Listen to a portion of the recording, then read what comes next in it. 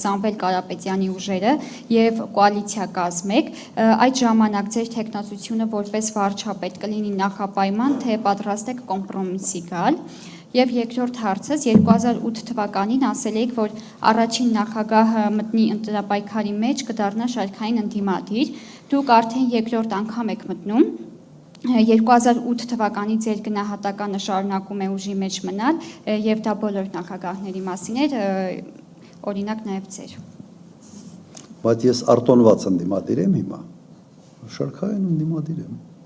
եւ տվյալ դեպքում շարքային եմ, թե շարքային չեմ, կախված է նրանից, թե տվյալ քաղաքական ուժը քո առաջնորդությունը ընդունում է, թե չի ընդունում, դա նշանակովի չի։ Այո, նույն կարծիքին եմ։ Հիմա ինչ վերաբերում է խորհրդարանում,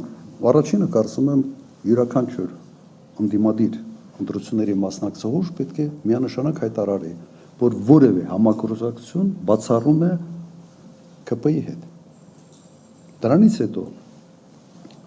մտնեն գործարան, եթե մեկ քաղաքական ուժ բավարար ձայներ հավաքի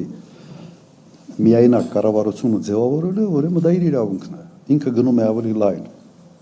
կոալիցիայի, թե միայնակ է դա անում։ Օրինակ ես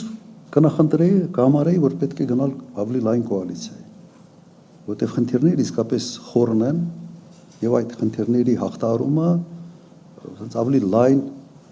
կոմպրոմիսների բան է ուզում, միջավայր է ուզում։ Ես օրինակ դա կառաջարկեի։ Ինչ վերաբերում է թե հետո ով կլինի վարչապետ, ով չի լինի, կա շատ པարզ տարբերակ։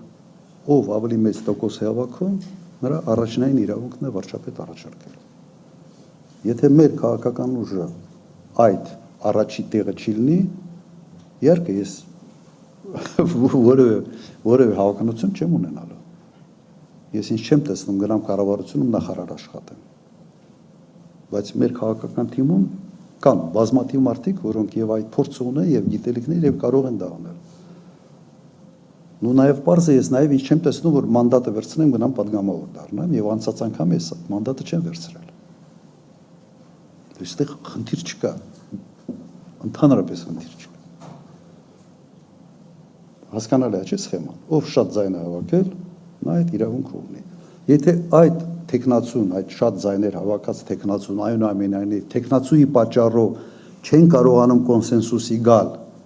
այս ընդդիմադիր դաշտում, կա երկու տարբերակ։ Կամ երկրորդ փուլ, մեր սահմանադրությունն է սա ասում։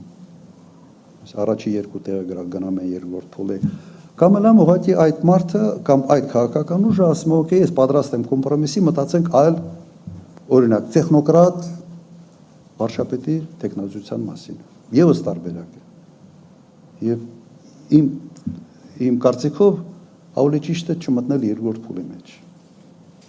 Այլ կոնկրետ գնալ փոխզիջումային տարբերակով գտնել այնպիսի լուծում, որը